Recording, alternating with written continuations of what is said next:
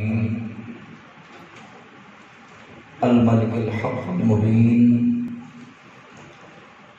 والصلاة والسلام على سيدنا ومولانا محمد وعلى آله وأصحابه أجمعين. أما بعد فأعوذ بالله من الشيطان الرجيم. بسم الله الرحمن الرحيم. أقيموا الصلاة ولا تكونوا من المشركين. صدق الله العظيم وصدق رسوله النبي الكريم الأمين الرؤوف الرحيم. إن الله وملائكته يصلون على النبي يا أيها الذين آمنوا صلوا عليه وسلموا تسليما. نرشی پڑھیے الصلاة والسلام علیک یا سیدی یا رسول اللہ وعلى آلک واصحابک یا سیدی یا حبیب اللہ. الصلاة والسلام علیک یا سیدی یا نبی اللہ وعلى آلك وأصحابك يا سيدي يا رحمة للعالمين. مولاي صل وسلم دائما أبدا على حبيبك خير الخلق كلهم هو الحبيب الذي ترجى شفاعته لكل هول من الأهوال مقتهم. يا ربي بالمصطفى بلغ مقاصدنا واغفر لنا ما مضى يا واسع الكرم.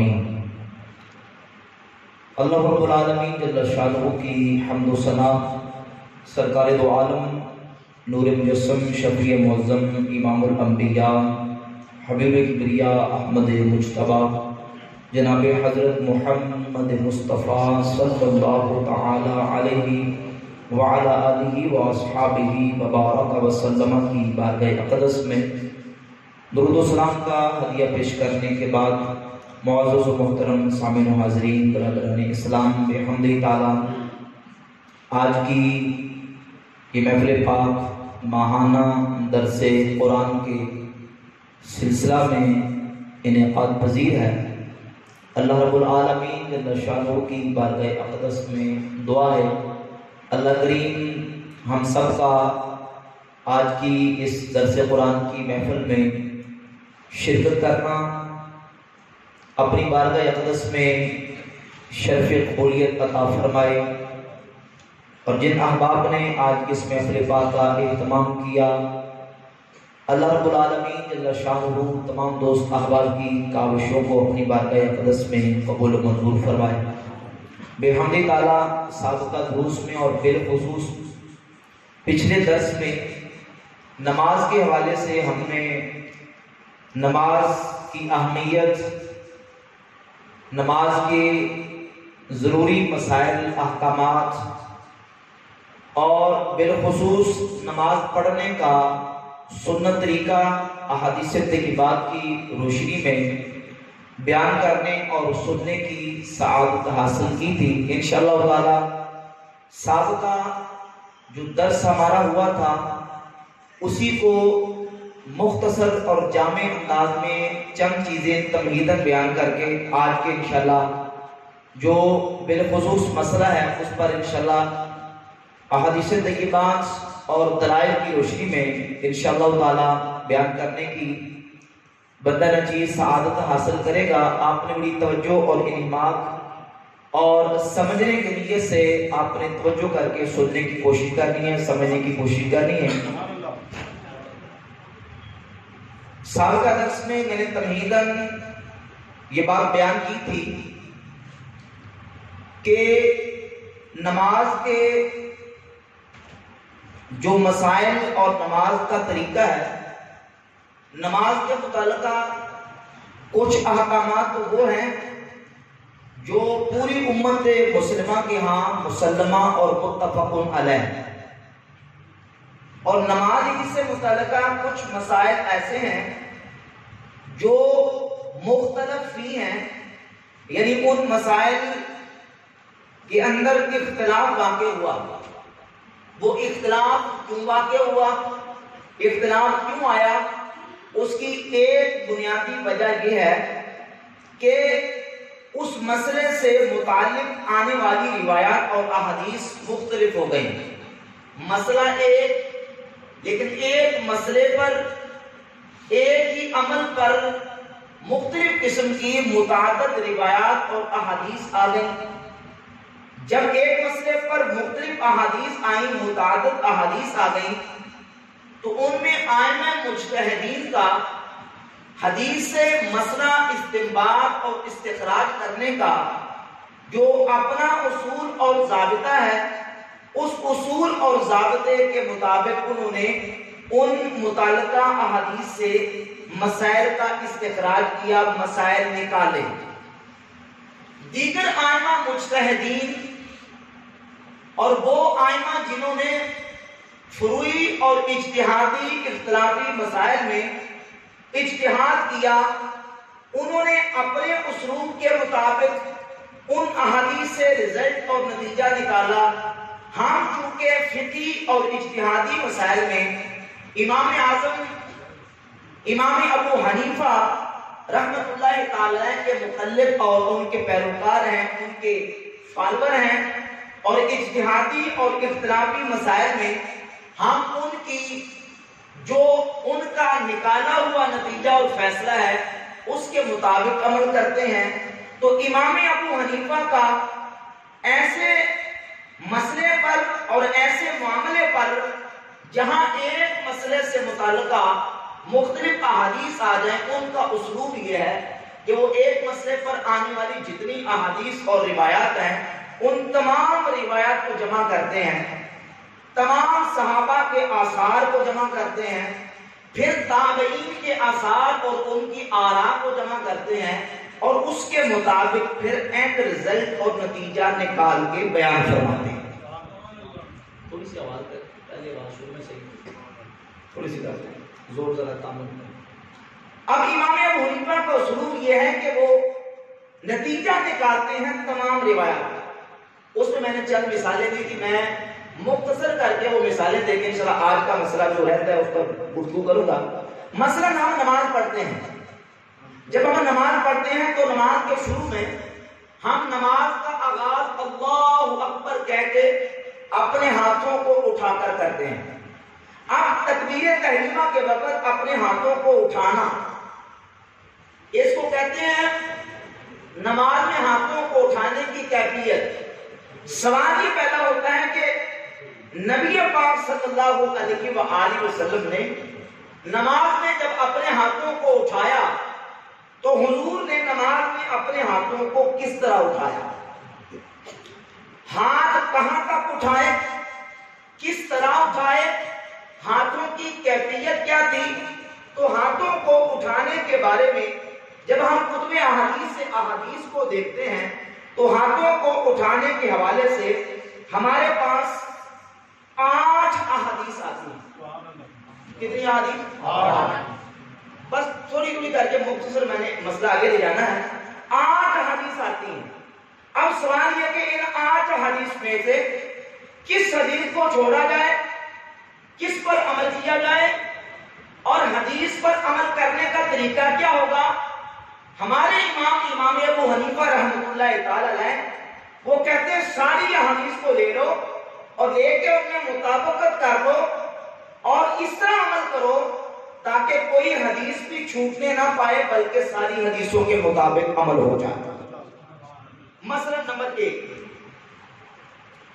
حضرت ابو حمید ساعدی رضی اللہ تعالیٰ عنہ سے صحیح بخاری میں 828 نمبر حدیث ہے.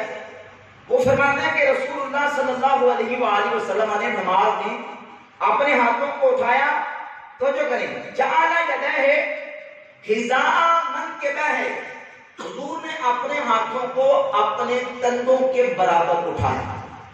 نمبر 1 حدیث. نمبر 2، صحیح مسلم حدیث نمبر 865 866، صحابی رسول حضرت مالک بن حویرث فرماتے ہیں حضور نے اپنے ہاتھوں کو اٹھایا حتیٰ یحاذی بہما اذنیہ، حتیٰ کہ آپ نے اپنے ہاتھوں کو اس طرح اٹھایا کہ دونوں ہاتھ کانوں کے برابر ہو گئے، کندھوں کے برابر. دوسری حدیث کانوں کے برابر تیسری حدیث حضرت وائل بن حجر صحیح مسلم 896 نمبر حدیث کہتے ہیں حضور نے ہاتھوں کو اٹھایا سرکار نے اپنے ہاتھوں کو اٹھایا تو ہاتھ ہمارے حضور کے کانوں کے برابر ہو گئے. چوتھی حدیث عبداللہ بن زبیر صحابی رسول بیان کرتے ہیں مسند احمد بن حنبل 15667 نمبر حدیث ہے. فرماتے ہیں حضور نے نماز میں اپنے ہاتھوں کو اٹھایا حتی جاوزا بہما اذنین حتیٰ کہ نبی کریم علیہ السلام کے ہاتھ کانوں سے اوپر چلے گئے.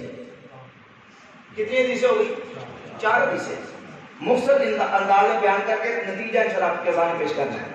5ویں حدیث مسند ابی یعلا حدیث نمبر 1692 برا ابن عازب صحابی کہتے ہیں میں نے حضور کو نماز پڑھتے دیکھا سرکار کو جب دیکھا تو رأیت ابہامہ قریبا من اذنیہ نبی کریم علیہ السلام کے دونوں انگوٹھے ہاتھوں کے انگوٹھے وہ کانوں کی لو کے برابر ہو گئے. کتنے ہو گئے؟ 5. 6 حدیث حضرت وائل بن حجر رضی اللہ تعالیٰ عنہ سے سننے ابی داؤد حدیث نمبر 728 وہ کہتے ہیں میں نے دیکھا صحابہ کو نماز پڑھتے یرفعون ایدیہم الی صدورہم وہ اپنے ہاتھوں کو اپنے سینوں تک اٹھاتے تھے. کتنی ہو گئی؟ گنتے جائیں مشکل کام نہیں ہے. کتنی حدیث ہوگی؟ چلے آخری حضرت 7ویں حدیث حضرت انس بن مالک رضی اللہ تعالیٰ فرماتے ہیں کہ میں نے نبی پاک صلی اللہ علیہ وسلم کو دیکھا مستدرک الصحیحین جلد 1 صفحہ 356 روایت نمبر 931 صحیح حدیث ہے. حضرت انس بن مالک فرماتے ہیں میں نے حضور کو نماز پڑھتے دیکھا فہذا بابہامہ ہے اذنیہ ہے حضور کے یہ جو انگوٹھے ہیں یہ کانوں کے برابر ہو گئے. اب دیکھیں آپ کے سامنے احادیث میں نے رکھ دی. اب ان احادیث میں سے کون سی حدیث پر عمل کیا جائے کون سی کو چھوڑا جائے. ہم فقہی مسائل میں جس امام کو اپنا پیشوا مانتے ہیں اور ان کی فقہ کو فالو کرتے ہیں امام اعظم ابو حنیفہ نعمان بن ثابت رضی اللہ تعالیٰ عنہ ان کا احادیث سے استنباط اور استخراج کرنے کا طریقہ یہ ہے وہ کہتے ہیں ساری حدیثوں کو جمع کر دو. جمع اس طرح کریں گے کہ فرماتے ہیں جب نماز میں ہاتھوں کو اٹھائیں گے ہاتھ جب اٹھیں گے سب سے پہلے ہاتھ سینے تک پھر سینے سے کندھے تک کندھے سے پھر کانوں تک کانوں سے پھر اس طرح جائیں گے کہ انگوٹھے کانوں کی لو تک اور انگلیوں کے کنارے کانوں سے بلند ہو کے جب ہم اس طریقے سے ہاتھ کو نماز کے شروع میں اٹھائیں گے تو ان ساری حدیثوں کے اوپر عمل ہو جائے گا. اب مسئلہ ایک حدیث 7-8 ہے 7-8 احادیث کو جمع کر کے ہمارے امام ابو حنیفہ رحمۃ اللہ تعالی نے مسئلہ بیان فرما دیا کہ نماز میں اس طرح ہاتھ اٹھائیں کہ ہاتھوں کی کا جو رخ ہے وہ ہتھیلیوں کا رخ قبلہ کی جانب ہو انگوٹھے کانوں کی لو کے برابر آ جائیں اور اس طریقے سے نماز پڑھیں گے تو ان ساری حدیثوں کے مطابق عمل ہو جائے گا اور نبی کریم علیہ السلام کی سنت پوری ہو جائے گی. بات سمجھ آ گئی؟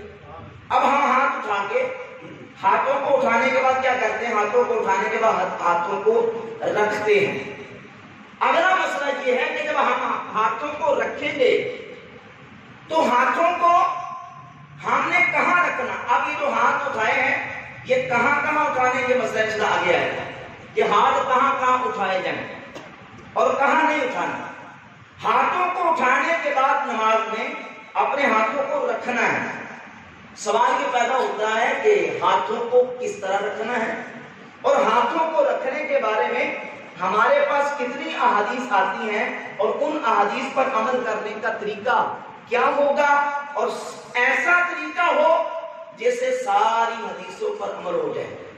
یہ میں تفصیل کے ساتھ اس لیے بیان کر رہا ہوں کہ ہمارے اس دور میں ہمارے نوجوانوں کو ہماری ینگ جنریشن کو بہکایا جاتا ہے پھسلایا جاتا ہے اور یہ کہا جاتا ہے کہ دیکھیں یہ جو حدیث ہے ہم تو اس حدیث کے مطابق عمل کرتے ہیں. دیکھیں حدیث صحیح بخاری میں موجود ہے کہ ہاتھوں کو کندھوں تک اٹھایا جائے. یہ نہیں بتاتے کہ صحیح مسلم میں یہ بھی موجود ہے کہ ہاتھوں کو کانوں تک اٹھایا جائے. بات میں آ رہی ہے؟ بھائی کندھوں تک والی تو دکھا دی، تو کانوں تک والی کون دکھائے گا؟ ہم کہتے ہیں ہم کندھوں والی پر بھی عمل کرتے ہیں، ہم کانوں والی پر بھی عمل کرتے ہیں. اب اسی طریقے سے جب ہاتھوں کو رکھنے اور باندھنے کی بات آئے گی تو پھر بھی ہم احادیث کو دیکھیں گے. نمبر 1 حدیث اس سلسلے میں کوئی 6 احادیث میں آپ کے سامنے رکھوں گا مختصر وقت میں، تھوڑا تھوڑا کرتے بات کو مکمل کرنے کے لیے. ایک حدیث موجود ہے صحیح بخاری میں 740 نمبر حدیث، اور دوسری پارٹی صرف اسی حدیث کو پڑھتی ہے اور اس حدیث کو بھی پڑھ کے ادھورا رکھتی ہے، مکمل نہیں کرتی. اور وہ حدیث کیا ہے؟ حضرت سیدنا سہل بن سعد الساعدی رضی اللہ تعالیٰ عنہ وہ فرماتے ہیں کہ ہمیں حکم دیا جاتا تھا کہ ہم نماز میں اپنے دائیں ہاتھ کو بائیں ذرا کے اوپر رکھیں، دائیں ہاتھ کو بائیں ذرا کے اوپر رکھیں. اور عربی میں لفظ استعمال ہوا الید الیمنی، عربی میں کہتے ہیں ہاتھ کو ید، اور اس پورے یہ درمیانی انگلی کے سرے سے لے کر کونی تک اس کو کہتے ہیں ذرا. کیا کہتے ہیں؟ ذرا. ذرا مسئلہ سمجھ لیں کیونکہ یہ جو احادیث ہیں یہ عربی زبان میں ہیں اور عربی زبان میں بڑی فصاحت، بلاغت اور بڑی وسعت ہے. عربی زبان میں جو ہمارے جسم کے اعضاء ہیں ان اعضاء میں سے ایک ایک حصے کا الگ الگ نام ہے. مثلا یہ دائیں ہاتھ ہے تو چھنگیا سے لے کر کونی تک الگ الگ پارٹس اور حصوں کے نام ہیں. مثلا خنصر، بنصر، وسطی، سبابہ، ابہام، یدن یعنی کفن، رسغن، ساعدن، مرفقن، عضدن، یہ سارے الگ الگ نام. تو حدیث میں آیا کہ ہمیں حکم دیا جاتا ہم دائیں ید کو بائیں ذرا پر رکھیں. توجہ کریں، دائیں ید کو بولے دائیں ید کو بائیں ذرا پر رکھیں. ید کہتے ہیں ہاتھ کو، ذرا کہتے ہیں یہ مکمل درمیانی انگلی کے سرے سے لے کر کونی تک یہ مکمل. اب یہ ید ہے، سوری ذرا ہے.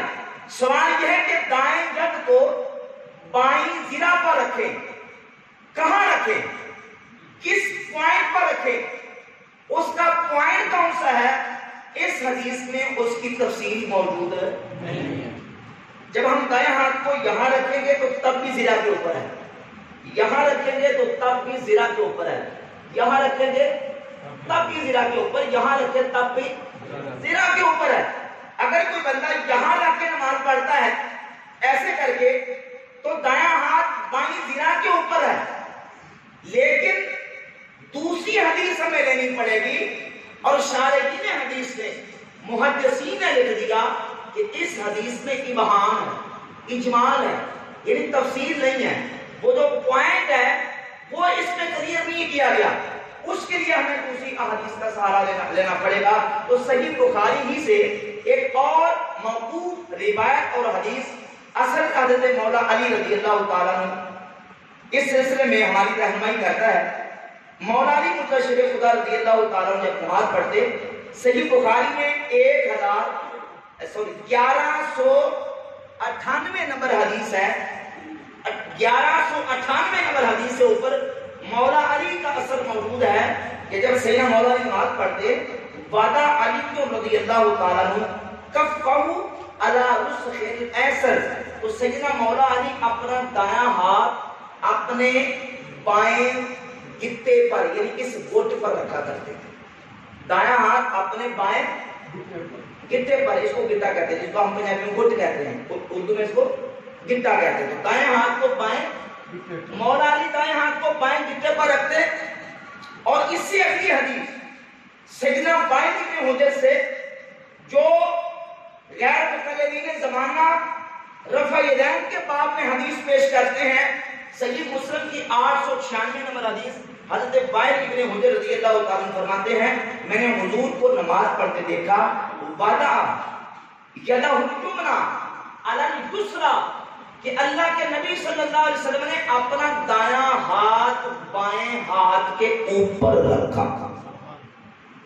پہلے تھا دایاں ہاتھ بائیں زرہ پر، صحیح بخاری، اور صحیح مسلم 896 دایاں ہاتھ بائیں ہاتھ پر، اور سنن نسائی کی صحیح حدیث ہے 886 نمبر حدیث ہے حضرت وائل بن حجر رضی اللہ تعالیٰ عنہ سے، جو غیر مقلدین رفع یدین کے حوالے سے بار بار پیش کرتے ہیں. اسی حدیث میں موجود ہے کہ حضرت وائل بن حجر کہتے ہیں میں نے حضور کو نماز پڑھتے دیکھا، ثم وضع یدہ الیمنی علی کفہ الیسری والرسغ والصاعد، کہ رسول اللہ صلی اللہ علیہ وآلہ وسلم نے اپنا دایاں ہاتھ اپنے بائیں ہاتھ پر اس طرح رکھا کہ دایاں ہاتھ بائیں ہاتھ پر کچھ ہتھیلی کے اوپر، کچھ گٹے پر اور کچھ کلائی پر اس طرح حضور نے رکھا کہ دایاں ہاتھ جو ہے وہ ہتھیلی پر بھی آ گیا، گٹے پر بھی آ گیا اور کلائی پر بھی آ گیا.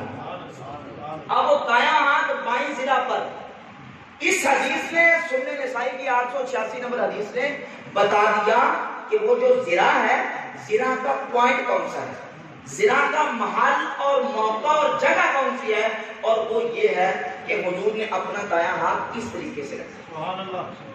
اب کسی حدیث کو صحیح بخاری کی 840 نمبر حدیث کو پڑھ کے وہ کہیں گے کہ نماز میں اس طرح ہاتھ باندھنے چاہیے، حالانکہ اس حدیث کا مطلب یہ نہیں ہے، بلکہ امام ابو حنیفہ رحمۃ اللہ تعالی علیہ نے ان تمام حدیث کو ملایا اور ملا کے جو نتیجہ نکلا ہے وہ یہ ہے، ساری حدیثیں بتاتی ہیں کہ نماز میں دائیں ہاتھ کو بائیں ہاتھ کے اوپر اس طرح رکھا جائے کہ کچھ حصہ بائیں ہاتھ کی ہتھیلی کی پشت پر آ جائے، کچھ گٹے پر آ جائے اور کچھ کلائی کے اوپر آ جائے. لہذا یہ احادیث جو ہیں ان سے بحمد تعالیٰ بالکل واضح طور پر یہ مسئلہ کلیئر ہو جاتا ہے کہ نماز میں ہاتھوں کو اس طریقے سے باندھا جائے. اب جب ہم نے نماز میں ہاتھوں کو باندھ لیا تو اب ہاتھوں کو باندھ کے یعنی رکھ کے تو اب ہم نے ہاتھوں کو رکھنا کہاں ہے؟ توجہ ہے نا، ہاتھوں کو رکھنا کہاں ہے؟ توجہ سے سنیں ذرا، کیونکہ رفع یدین کا مسئلہ بعد میں آنا ہے، پہلے ہاتھ اٹھانے کا، ہاتھ رکھنے کا، ہاتھ باندھنے کا مسئلہ آتا ہے. اب 2 3 4 مسئلے چھوڑ کے تو اور 5ویں 6ویں مسئلے پر جا کرتے ہیں اور لوگوں کو پھر اس میں الجھا دیتے ہیں.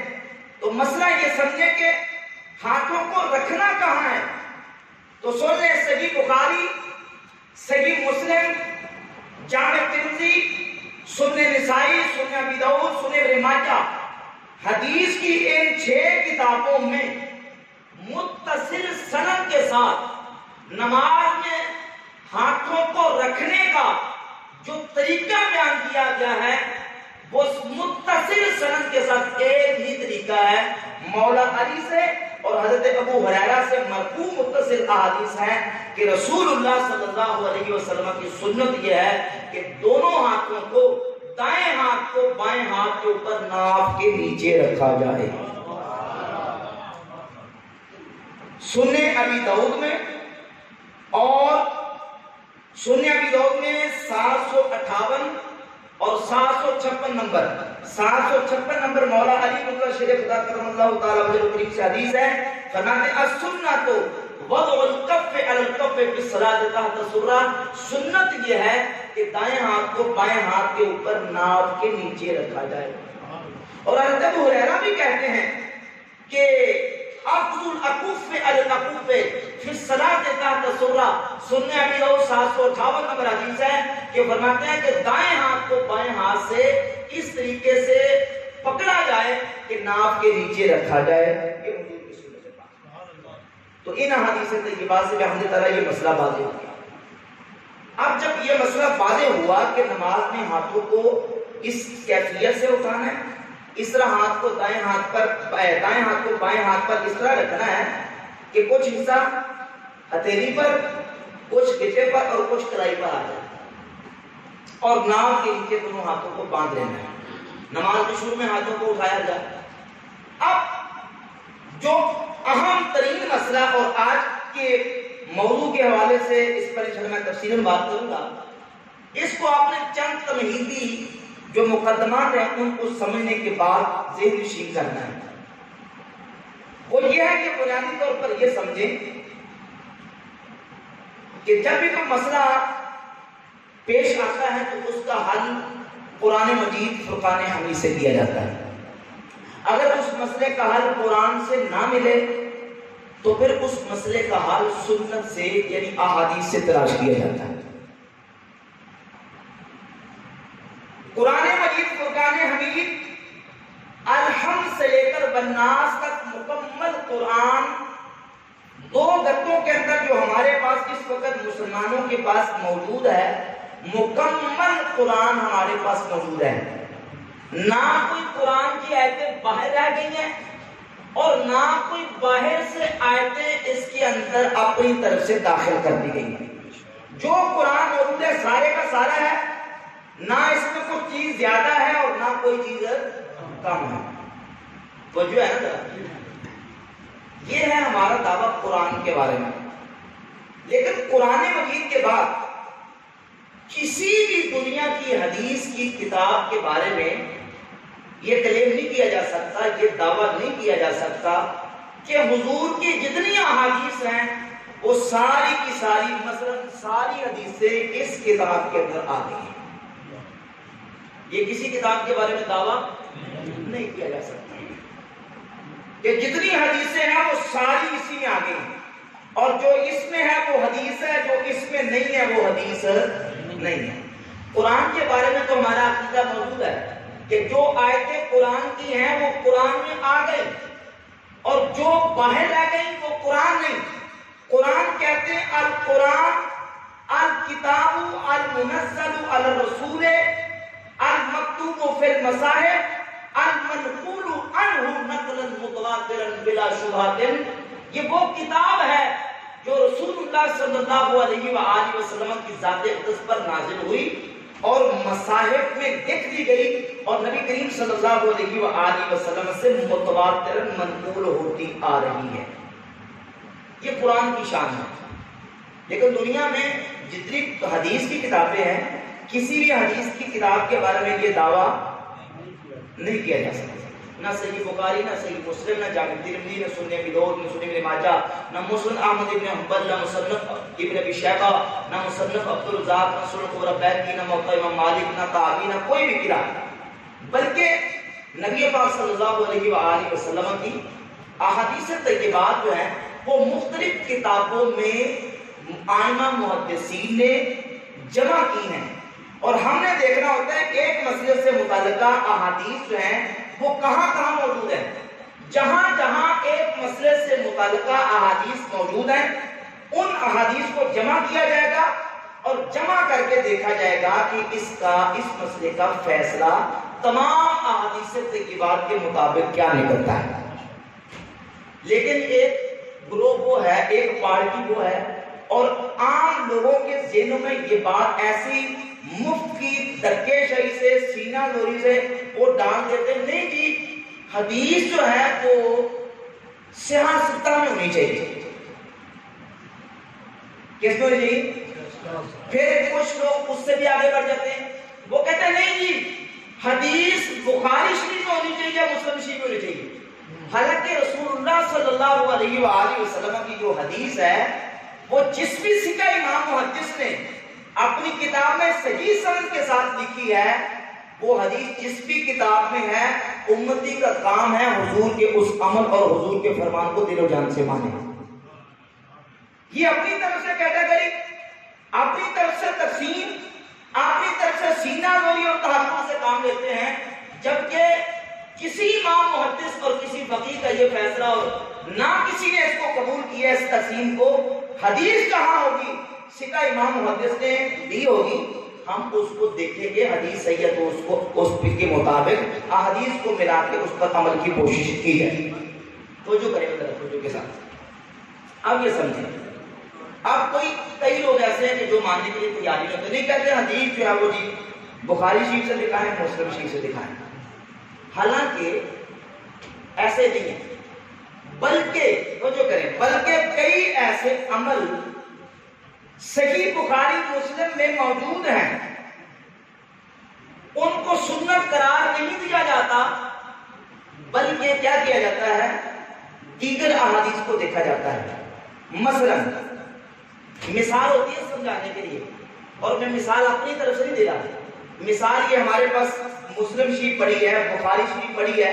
میں صحیح بخاری مسلم سے مثال دے کے ایک مسئلہ سمجھانا چاہتا ہوں کہ ایسا نہیں ہوتا کہ وہ بخاری میں حدیث آ گئی تو اس سے آگے نہیں جانا. بخاری بعد میں لکھی گئی، مسند احمد ابن حنبل پہلے لکھی گئی.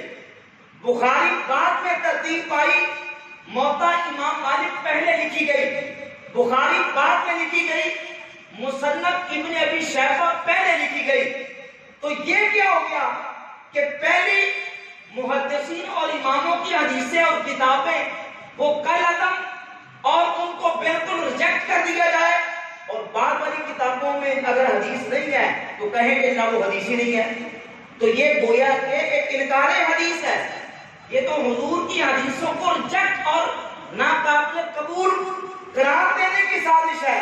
رسول اللہ صلی اللہ علیہ وآلہ وسلم کی حدیث جس کسی کا امام محدث نے کتاب میں ذکر کی ہے، اگر وہ صحیح ہے تو اس کو ماننا پڑے گا. مثال جو میں پیش کرنے لگا ہوں وہ یہ ہے، اب صحیح بخاری کو اٹھائیں.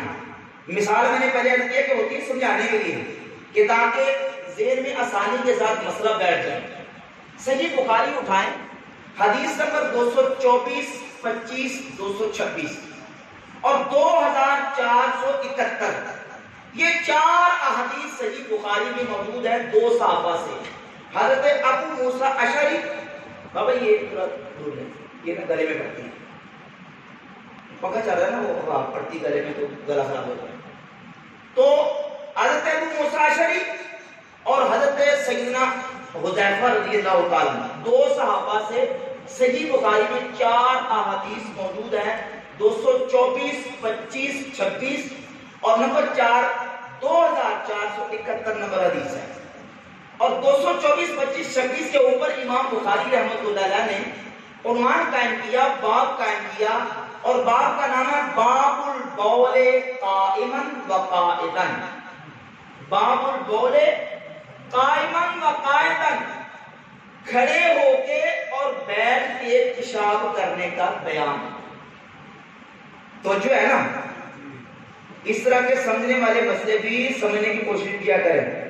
بے رخی کا اور جناب وہ بوریت کا مظاہرہ نہ کریں، توجہ کے ساتھ ہاں میں لا کے سنے ذرا، تاکہ مجھے پتہ چلے کہ آپ کو سمجھ آ رہی ہے. اب عنوان یہ ہے کہ کھڑے ہو کے اور بیٹھ کے پیشاب کرنے کا بیان.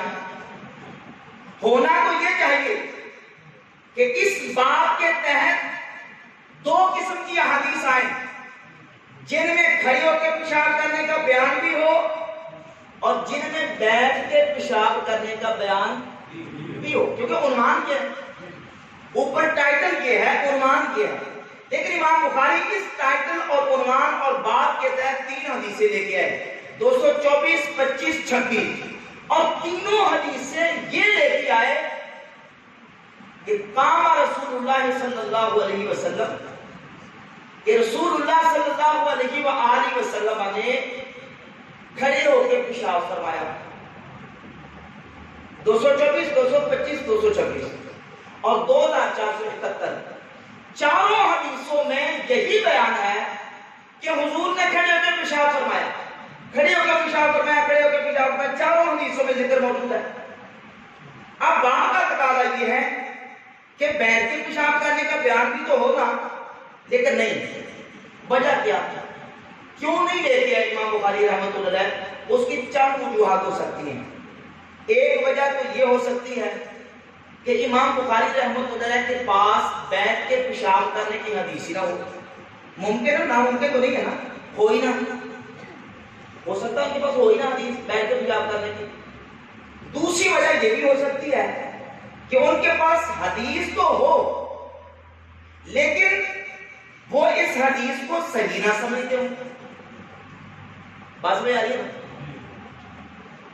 تو مختلف وجوہات ہو سکتی ہیں.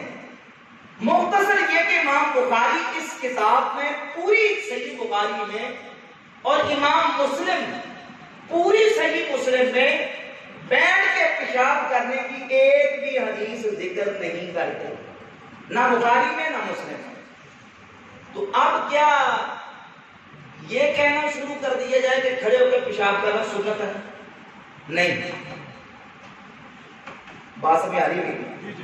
کیا یہ کہنا شروع کر دیا جائے کہ بخاری مسلم میں آ گیا کہ کھڑے ہو کے پیشاب کیا جائے تو ہم کھڑے ہو کے پیشاب کرنے کو سنت قرار دیں؟ نہیں، بلکہ ہم آگے چلیں گے، کتابوں کو دیکھیں گے اور بھی احادیث ہیں کہ نہیں ہیں، اور کتابوں میں اس سے متعلقہ احادیث ہیں، روایات ہیں۔ تو جب ہم چلتے ہیں آگے اگلی کتابوں میں، یہ کتاب ہے جامع ترمذی، امام ابو عیسیٰ ترمذی رحمۃ اللہ تعالی علیہ اپنی اس کتاب جامع ترمذی میں حدیث نمبر 12 لے کے آئے ام المؤمنین سیدہ عائشہ صدیقہ رضی اللہ تعالی عنہا سے۔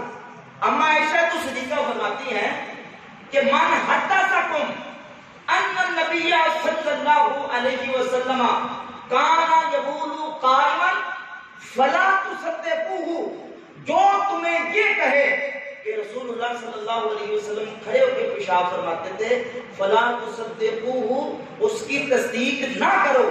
ما کان یبول الا قاعدا، حضور تو بیٹھ کر ہی پیشاب فرمایا کرتے تھے۔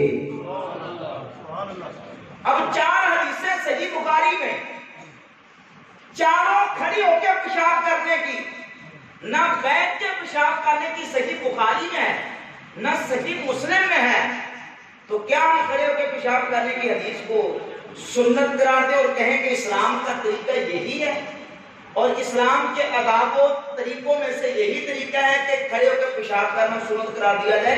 نہیں، بلکہ سیدہ عائشہ ام المؤمنین رضی اللہ تعالی عنہا کی حدیث کو لیں گے اور اسی کے مطابق ائمہ فقہا محدثین نے یہی رزلٹ اور نتیجہ نکالا ہے کہ رسول اللہ صلی اللہ علیہ وآلہ وسلم کی ذات گرامی قدر کا بیٹھ کے وضو شکنی فرمانا یہی سنت طریقہ ہے، اور کھڑے ہو کے جو عمل احادیث میں بخاری میں آیا یا مسلم میں آیا وہ سنت نہیں ہے، بلکہ وہ بیان جواز کے لیے۔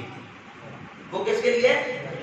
بیان جواز کے لیے۔ کسی نے کہا بیان جواز کے لیے، کسی نے اس پر اپنا دوسرا تبصرہ دیا۔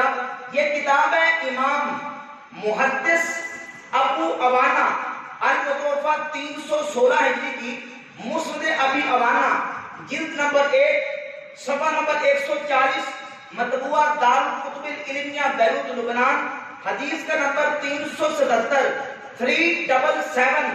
اما عائشہ صدیقہ رضی اللہ تعالی عنہ کی یہی حدیث امام ابو عوانہ اپنی کتاب میں لے کے جو جامع ترمذی میں حدیث نمبر 12 ہے، اور عنوان یہ قائم کیا بیان و اظہار ترک القول قائما والدلیل علی انہ منسوخ من فعل نبی صلی اللہ علیہ وآلہ وسلم۔ فرماتے ہیں اس پر دلیل یہ ہے کہ رسول اللہ صلی اللہ علیہ وآلہ وسلم کے دوسرے فعل سے کھڑے ہونے والی جو حدیثیں اور کھڑے ہو کے پیشاب کرنے والی روایات ہیں ان میں عمل منسوخ ہو گیا، اور اس کی ناسخ اما عائشہ صدیقہ کی جامع ترمذی حدیث نمبر 12 اور مسند ابی عوانہ حدیث نمبر 377 موجود ہے کہ رسول اللہ صلی اللہ علیہ وسلم کی زوجہ محترمہ ام المؤمنین سیدہ عائشہ فرماتی ہیں جو تمہیں یہ کہے کہ حضور کھڑے ہو کے پیشاب فرماتے تھے فلا تصدقوه، تم اس کی تصدیق نہ کرو۔